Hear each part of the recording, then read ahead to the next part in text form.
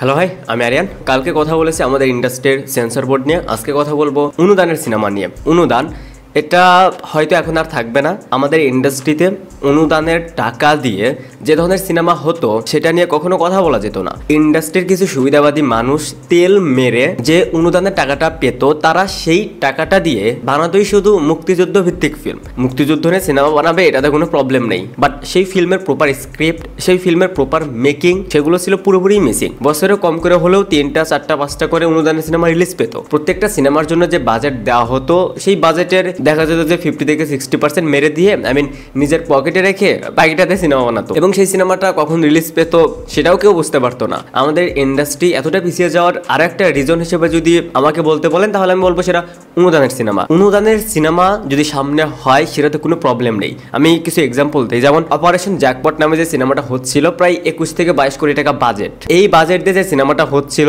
Director খুবই জঘন্য, ফিল্মের কাস্টিং ঠিক নেই, প্রায় সবগুলোই জোকার, সবাই না প্রায় সবগুলোই জোকার। বাট ফিল্মের বাজেট ছিল কত? 21 থেকে 22 কোটি টাকা। অথচ এই বাজেট দিয়ে যদি আপনি ভালো অ্যাকশন, ভালো ফিল্ম বানাতে চান, তাহলে আপনি সেই বাজেট দিয়েই 5 থেকে 6টা ফিল্ম বানাতে পারতেন। আর যদি এই 21 থেকে 22 কোটি টাকা দিয়ে যদি আপনি মিড বাজেটে ছোট ছোট ফিল্ম বানাতেন, তাহলে আপাতত 12 থেকে 15টা সিনেমা বানানো যেত। বাট তারা সেই পুরো টাকাটা ইনভেস্ট করেছে এই জোকারগুলোর পিছনে। আই থিঙ্ক এই অপারেশন জ্যাকপট আর হবে না।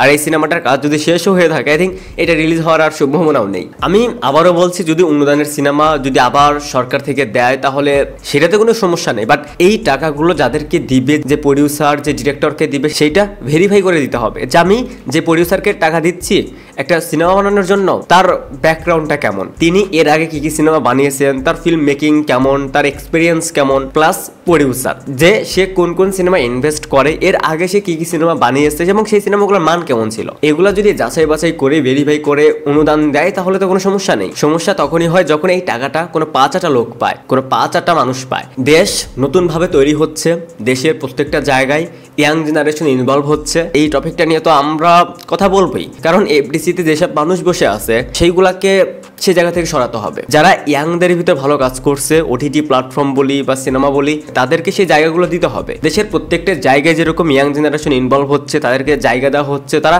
আই থিঙ্ক আমাদের ফিল্ম ইন্ডাস্ট্রিতে এটা আরো বেশি প্রয়োজন। আমাদের এফডিসিতে যতদিন না পর্যন্ত এইসব 5-8টা লোক, এরকম সুবিধাবাদী লোক যতদিন না তাদের চেয়ার সারবে, ততদিন পর্যন্ত ইন্ডাস্ট্রির কোনো উন্নতি হবে না। ইন্ডাস্ট্রি এগিয়ে নিয়ে যেতে হলে সেখানে ইয়াংদের দরকার। ইয়াংরা কি করতে পারে, কি করতে পারে না, এই জেনারেশন কি করতে পারে, কি করতে পারে না, সেইটার প্রুফ আর দিতে হবে না। তো অনুদানের কয়েকটা সিনেমার রানিং কাজ চলছিল, প্লাস কিছু সিনেমা সামনে হতো, সেই সিনেমাগুলো তো আর হচ্ছে না। এই যে তারা চাপাবাজিগুলো করতো, এই অপারেশন জ্যাকপট নিয়ে যা যা হয়ে গেছে, তারা এখন কি বলবে? অবশ্যই তাদের দল চেঞ্জ করতেও খুব একটা সময় লাগে না। যাই হোক, যদি অনুদানের সিনেমা নেক্সট হয়, যদি অনুদান দেয়, তাহলে সেটা ভেরিফাই করে সঠিক মানুষের হাতে দেওয়া উচিত, যে সে টাকাটা দিয়ে কি বানাচ্ছে। তো এই ছিল ওভারঅল বিষয়টা নিয়ে আমার অপিনিয়ন। আপনাদের কাছে কি মনে হয় এই অনুদানের সিনেমা নিয়ে, সেটা অবশ্যই কমেন্টসে জানাবেন।